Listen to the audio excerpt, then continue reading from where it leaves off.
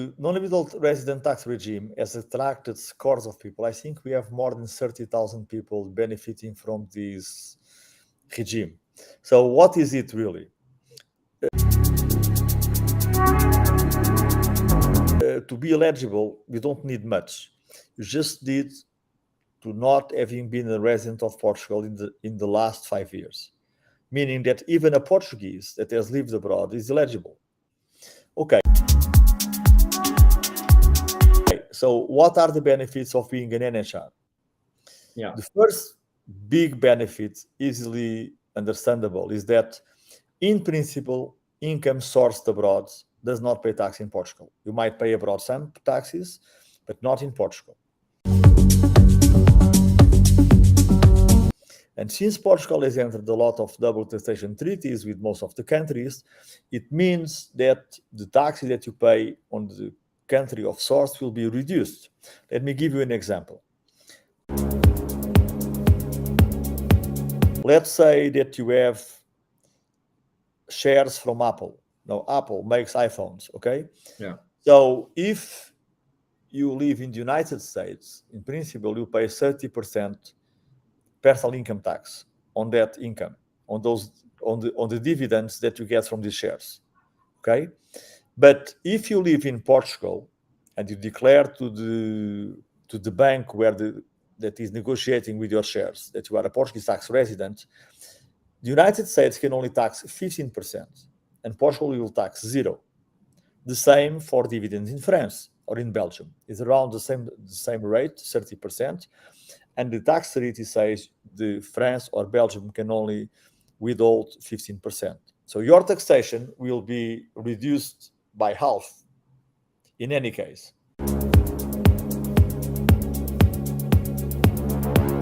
Okay, and a lot of people that have money, well, they don't live on salaries, they get dividends. And this can apply also to the dividends of your corporation, your family office, your family business that is located in the Netherlands or in Italy or in France or wherever it is. Okay, this is the first thing. So this is about passive income, huh? We were talking about passive income. Dividends, royalties, and interests. Okay.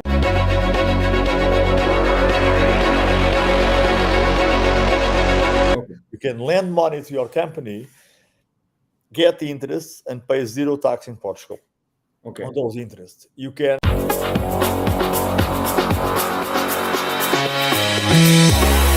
And let's say that you are a fashion designer and that you were living, let's say, in Belgium, okay?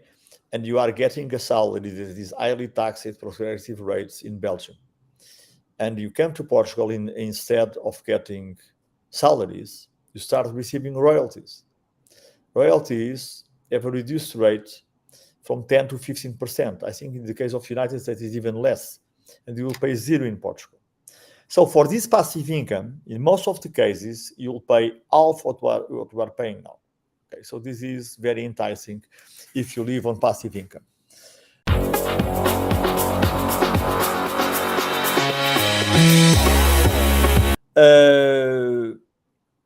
Capital gains is not so good.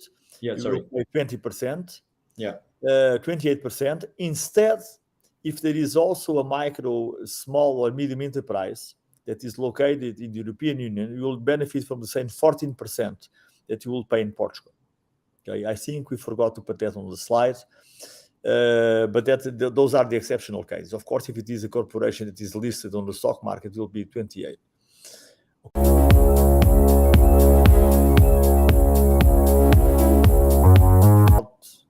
Considering if you are selling a property and getting 50,000 euros, I'm saying if you are earning 500,000 or 1 million euros. In those cases, your taxation will be 24%. Unless, of course, it is your personal residence in which you can reinvest and pay 0. Okay.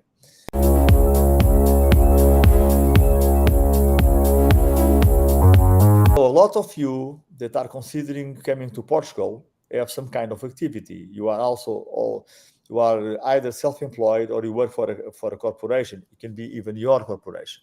Okay, so Portugal has drawn a list of professions that we believe are from high added activities. This list is very curious because you can find doctors and engineers, you can find lawyers, so lawyers don't have the benefit, but you can find also cooks, and you can find artists, okay?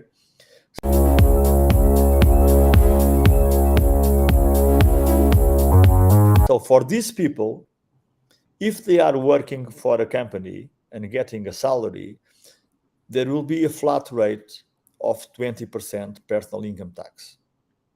Okay, it is rather good, considering what we pay throughout Europe. Okay, if you are self-employed, you will also pay 20% flat rate, but not on the overall of your income, only on 75%. Well, there are some nuances here, but keep in mind that the taxation for self-employment is somewhere between 15 and 20%.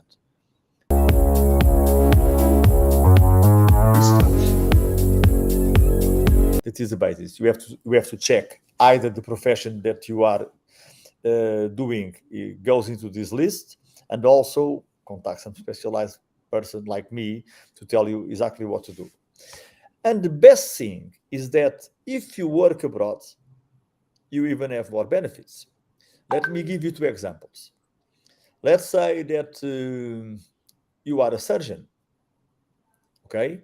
And you live in Portugal, but you do go to the United States, or you go to France, for instance, to work for 2 months in an hospital, making, for instance, cataract surgery to the eyes, okay?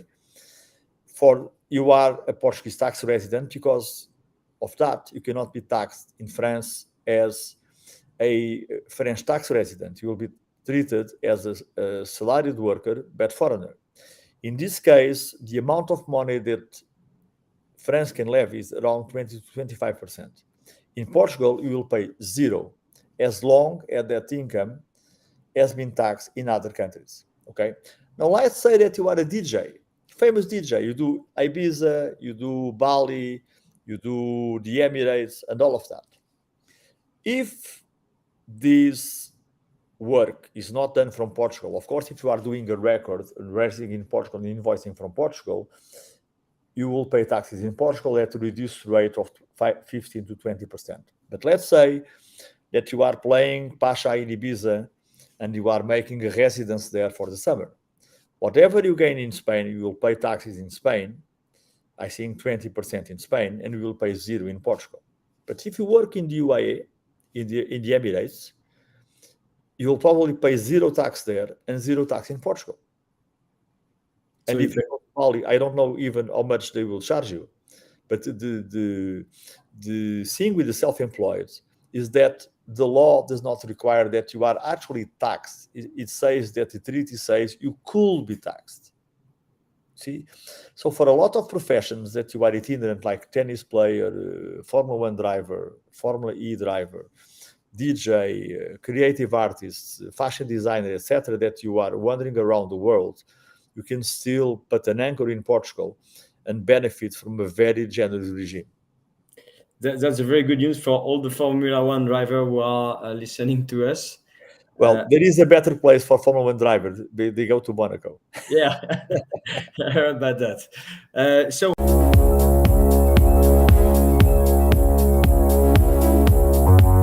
who can apply? I think we already talked about that, but everyone. Yeah. Everyone that has not been a Portuguese tax resident in the last 5 years. Okay. So, and they have to be there like 6 months? That is the basic principle. The law says you should be here for 6 months, but what the law wants to say is that it does not want you to be more than 6 years in any other country, because then that country will be your tax residence. Yes. So let's take again the example of the DJ or the Formula 1 driver. He's not spending 6 months anywhere. He spends 2 months here, 2 months there. So you have to demonstrate that Portugal is your center of interest, meaning your kids go to school here. You have your primary residence here. You have some kind of business going on here. From the Portuguese point of view, they are not going to be very strict in controlling that. Actually, I can tell this to you privately. Nobody is going to control if you are counting the days. the persons that are going to do that maybe the people in the UK or in France that want you to pay the taxes there. Okay, so it's not the question of Portugal being worried about you being here 180 or 150 days. That will never happen. What happens is that some other countries, their tax authorities can be very aggressive, like in Spain or in the UK, and they will control. For Spain, it's difficult to control because we don't have a land border. So you can drive to Madrid in no time and go back and forth as many as you want. Nobody knows where you are, actually, without controlling your credit cards. But if you go to the UK, since there is an actual physical border and you pass your passport, then they can know if you spend more than 183 days in the UK or not. You see the difference? Within the Schengen area, there is absolutely no possibility of control. Okay. In general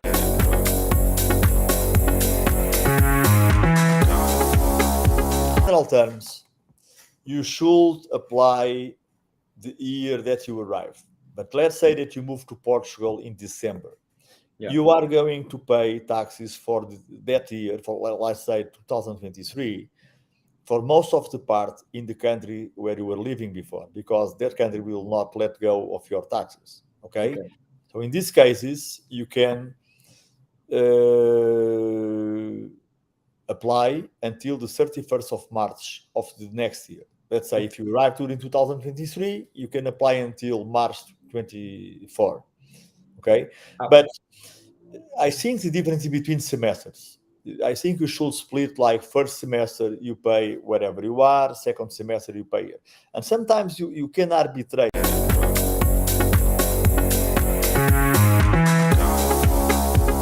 Let's say that you are going to sell a company and you want to pay a flat rate of 14% capital gains tax. Maybe you would like to plan your move when to come to Portugal, and probably come to Portugal before you make that sale, depending on the country, of course.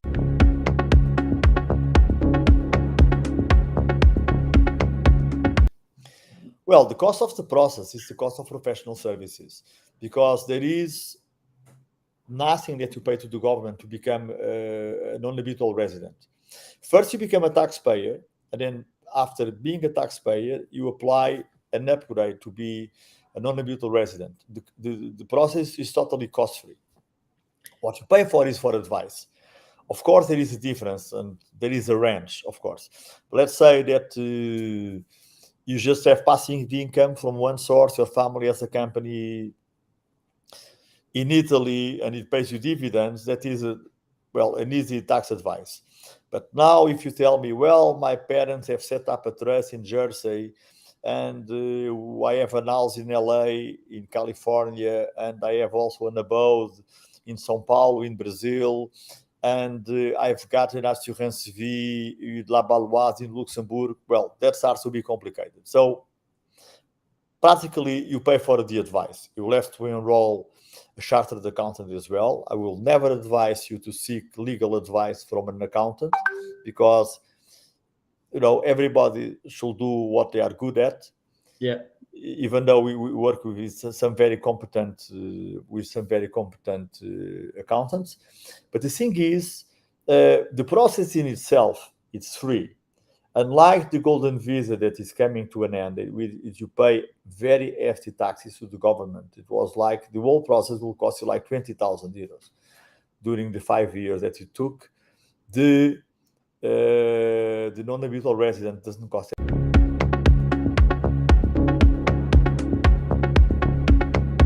anything. Oh, and there is a plus. After 5 years that you are a lawful tax resident in Portugal, you can apply for citizenship.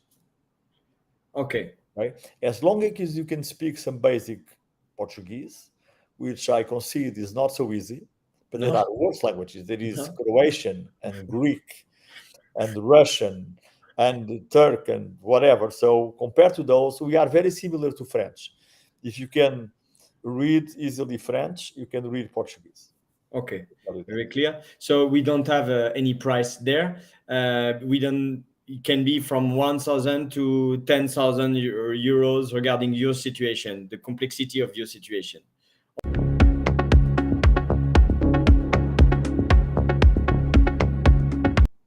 Okay, so social security. Well, that's a tricky issue.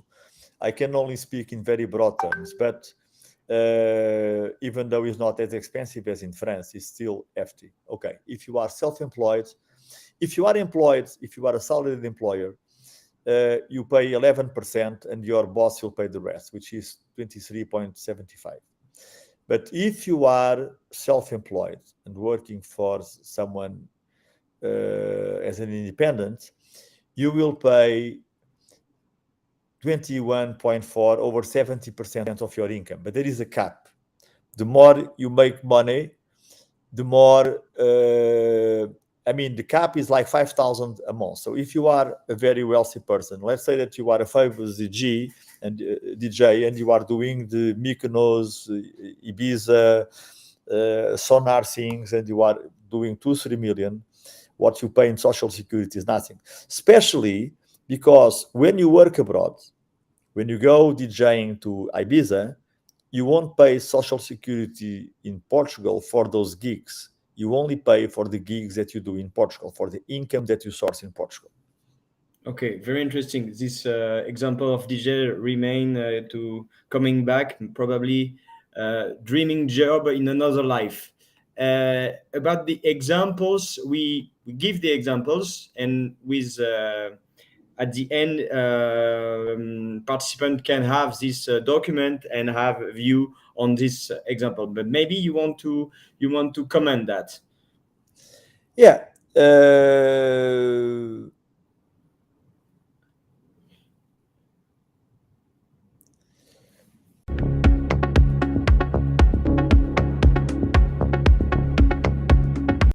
first example, I'm afraid it is not completely correct because as far as I know, in France, the regular tax, if she was living in France, Marie, she would pay 30%. Yeah. Probably not in 10,000, but in something substantially above. Yeah. Okay. With the double taxation treaty, yeah, France is only allowed to ask for 15%, which is the 1,500 you speak here. But in Portugal, she will pay zero. So the taxation is limited to this 1,500 and she gets 8,500 net. Okay, it's correct. It's the slide. I made a mistake because the letters are tiny. Yeah.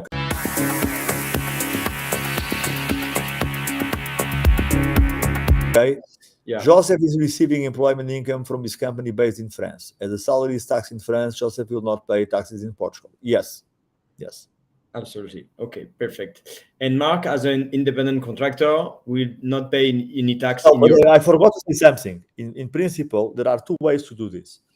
If he salary from he paid from the company in France, it might be either taxed in France as a foreigner, or taxed in Portugal at a reduced rate if he goes on the list of the added value professions. So this is something to be seen case by case. Okay. Either way, we are reducing from the top bracket of 48 to 50% to 20 or 25. So it's 50% gain. Okay, crystal.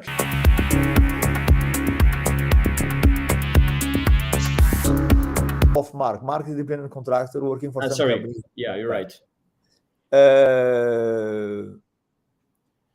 Yes, this is correct. If he's one of the special list of activities and he's doing this work, let's say he's an architect, okay?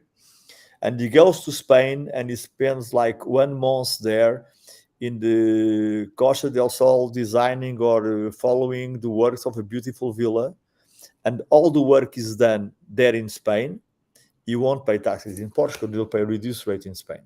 And if he was from his atelier in Portugal, when he's doing the drawings and preparing the things, he will be able to choose for the 20% thing. Of course, we have to move on for another slide to get to another benefit. Yes, absolutely.